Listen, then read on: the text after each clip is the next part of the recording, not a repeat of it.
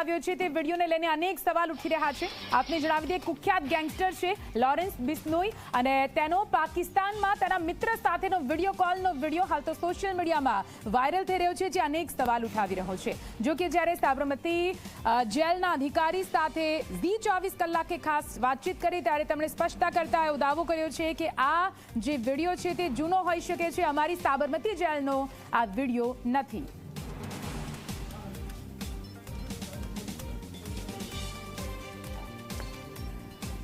તો આપને જણાવી દઈએ, આ વિડીયો કોલ 16મી જૂને કર્યો હોવાનો દાવો છે। આ વિડીયો ક્યાંનો ને ક્યારનો છે તેની હજુ સુધી કોઈ પુષ્ટિ નથી થઈ। હાલ સાબરમતી જેલમાં બંધ છે લોરેન્સ બિશ્નોઈ। લોરેન્સે સાબરમતી જેલથી આ વિડીયો કોલ કર્યો હોવાનો દાવો કરવામાં આવ્યો છે। મહત્વનું છે કે ગુજરાત એટીએસે લોરેન્સ બિશ્નોઈની ટ્રાન્સફર વોરંટથી ધરપકડ કરી છે। ડ્રગ્સ કેસમાં લોરેન્સની ધરપકડ કરવામાં આવી છે અને હાલ તે સાબરમતી જેલમાં વિશેષ બેરેકમાં બંધ છે।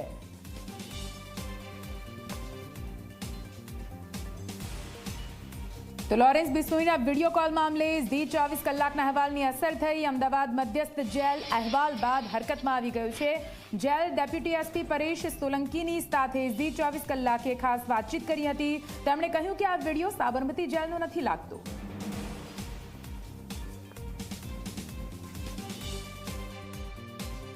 વિડીયોમાં લોરેન્સ કોઈ વ્યક્તિ છે એને મુબારકબાદી આપતો દેખાય છે ઈદની, અને એનામાં એ પાકિસ્તાની હોય એવું લાગે છે જે સામેવાળી વ્યક્તિ છે, અને પાકિસ્તાનમાં ઈદ આજે છે કાલે છે એ બાબતે કાંઈ વાતચીત થતી હોય છે, એવી રીતનો વિડીયો છે અમે જોયો છે।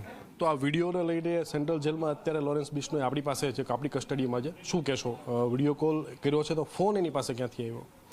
એ વિડીયો કોલ અમારા જેલમાંથી થયો છે એવું બિલકુલ લાગતું નથી, કારણ કે એનું પાછળનું બેકગ્રાઉન્ડ, એનો જે લુક છે અથવા તો એની જે બોલવાની સ્ટાઇલ છે, આ છે તે છે, એ અમારી જેલની છે નહીં।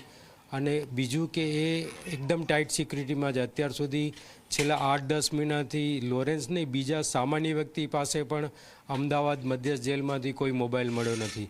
અગાઉ મેં વાત કરી એમ કે અહીંયા અમદાવાદ શહેર પોલીસના જોઈન્ટ કમિશનર સાહેબ અને એના ડીસીપીની અંડરની મોટી ટીમ છે એ ઝડપી ઓપરેશનમાં HM સાહેબની સૂચનાથી આવેલી હતી। એ દિવસે પણ ઓલ ઓફ સડન હતી, ત્યારે પણ એક પણ મોબાઈલ છે અમદાવાદ મધ્યસ્થ જેલમાંથી મળ્યો નહોતો। તો આવા ગેંગસ્ટર પાસે તો મોબાઈલ હોવાની કોઈ શક્યતાને મતલબ કોઈ પેલું જ નથી। અને તેમ છતાં બી અમે સવાર સાંજ બધા જ બેરેકની ઝડપી ચાલતી હોય છે અમારી, તો એ બાબતે અહીંયા મોબાઈલ હોવાની શક્યતા નહીવત છે। લોરેન્સ બિશ્નોઈ વિડીયો કોલ મામલે રાજ્યમંત્રી ઋષિકેશ પટેલે પણ પ્રતિક્રિયા આપી છે। તેમણે શું કહ્યું, આવો સાંભળીએ। મને આજે સવારે જ આ જાણમાં આવ્યું છે, મારે હજુ વાતચીત કરવાની બાકી છે। આ ઘટના આપે કહી એમ એમાં શું સત્યતા છે મને ખ્યાલ નથી, પરંતુ ચોક્કસ આવી કોઈ પણ ઘટના બની હોય તો એ ખોટી બાબત છે। એક બાદ એક પ્રતિક્રિયાઓ સામે આવી રહી છે। આ વિડીયો ક્યાંનો છે ક્યારનો છે તેને લઈને હજુ કોઈ પુષ્ટિ કરવામાં નથી આવી, પણ શું તપાસ કરવામાં આવી રહી છે, શું કઈ હકીકત અંદરથી સામે આવી રહી છે, વધુ માહિતી સાથે અમારા સંવાદદાતા ઉદય અમારી સાથે જોડાઈ ગયા છે। સીધા એમની પાસે જઈશું।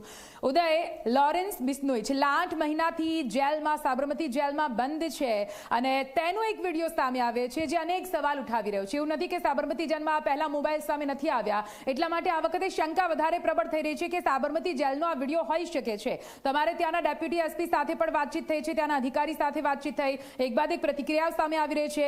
સવારથી લઈને અત્યાર સુધીનો પૂરો ઘટનાક્રમ શું રહ્યો?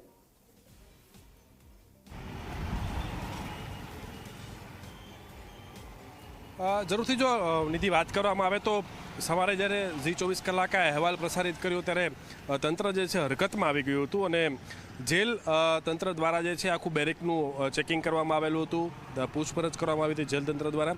ત્યારે જે છે જેલના ડીવાયએસપી જે છે એમણે એવું જણાવ્યું હતું કે એવાય બનાવટવાળો વિડીયો પણ હોઈ શકે છે, સાચો હોઈ શકે છે, એ બનાવટવાળો વિડીયો પણ હોઈ શકે છે, તેને લઈને તપાસ કરવામાં આવશે। બીજી મહત્ત્વની વસ્તુની જે વાત કરવામાં આવે તો અવારનવાર જે છે જેલની અંદરથી મોબાઈલ મળવાની ઘટના સામાન્ય બની રહેતી હોય છે અને મળતા પણ હોય છે। તો લોરેન્સ પાસે જે મોબાઈલ આવ્યો છે, શું એ કોઈના કહેવાથી એને મોબાઈલ આપવામાં આવેલો છે અથવા તો એ કોઈ ઈરાદાથી મોબાઈલ વાપરી રહ્યો છે કે નથી વાપરી રહ્યો, શું આખો મામલો છે તેને લઈને તો તપાસ જે છે હવે અમદાવાદ ક્રાઇમ બ્રાન્ચ આ કેસની અંદર કરશે તપાસ, કારણ કે આખી જાણવાજોગ જે છે એ ફરિયાદ નોંધવામાં આવી છે। જાણવાજોગ ફરિયાદના આધારે જે છે તપાસ કરવામાં આવશે। તપાસની અંદર લોરેન્સની પૂછપરછ થશે, સાથે તે જેલ અને એટીએસના જે જાપ્તામાં પોલીસ કર્મચારીઓ જે હતા એમની પણ પૂછપરછ થશે। આ સહિત એને કોણ કોણ મળવા આવતું હતું રોજ કે અલગ અલગ દિવસે, તો એ વ્યક્તિઓ કોણ હતા એ બાબતે પણ પૂછપરછ કરવામાં આવશે. પરંતુ તપાસના અંતે શું બહાર આવે છે એ જોવું રહ્યું. કારણ કે આ જ પ્રકારે અતિક અહેમદ પાસે પણ મોબાઈલ હતો અને અતિક અહેમદના મોબાઈલથી જ તે એક સોપારી આપવામાં આવી, જેની અંદર હત્યા થઈ અને આખા ઉત્તર પ્રદેશ અને અન્ય રાજ્યોના જે છે રાજકારણની અંદર ઉથલપાથલ થઈ ગઈ હતી. કારણ કે ખૂબ જ મોટી હત્યા માનવામાં આવી હતી. ત્યારબાદ જે છે હત્યાની અંદર અતિક અહેમદનું નામ જે છે સામે આવ્યું. ત્યારબાદ અહીંયાથી પોલીસ એને ટ્રાન્સફોર્મરથી લઈ જાય છે, એમાં એને મૃત્યુ પણ થાય છે. ફાયરિંગ દ્વારા અજાણ્યા જે શખ્સો હતા તે આવીને ફાયરિંગ કરી ફરાર થઈ જાય છે. તો આમાં ક્યારે શું થઈ જાય એ ખૂબ જ મહત્વની વસ્તુ છે, કોઈને ખબર નથી રહેતી હોતી. અત્યારે મોબાઈલ વાપરી રહ્યો છે તો અત્યારે માનો કે સામાન્ય રીતે બકરી ઈદ મુબારક કરવા માટે વિડીયો કોલ કે અન્ય વસ્તુ કરેલી હતી. પરંતુ જો આનો આ મોબાઈલનો ઉપયોગ અન્ય કોઈ ક્રાઇમ માટે કે ગુના માટે જ્યારે ઉપયોગ થતો હોય છે ત્યારે ઘટના જે છે ગંભીર બની જતી હોય છે. પરંતુ જોવું એ રહ્યું કે અમદાવાદ ક્રાઇમની તપાસની અંદર શું સામે આવે છે. નીતિ, બિલકુલથી ઉદયપુરી માહિતી માટે આભાર. તો આ ઘટના તો ગંભીર છે, પરંતુ આ ઘટનાને કેટલી ગંભીરતાથી લેવામાં આવશે તે જોવાનું રહેશે. અને હવે આપણે વાત કરીશું કે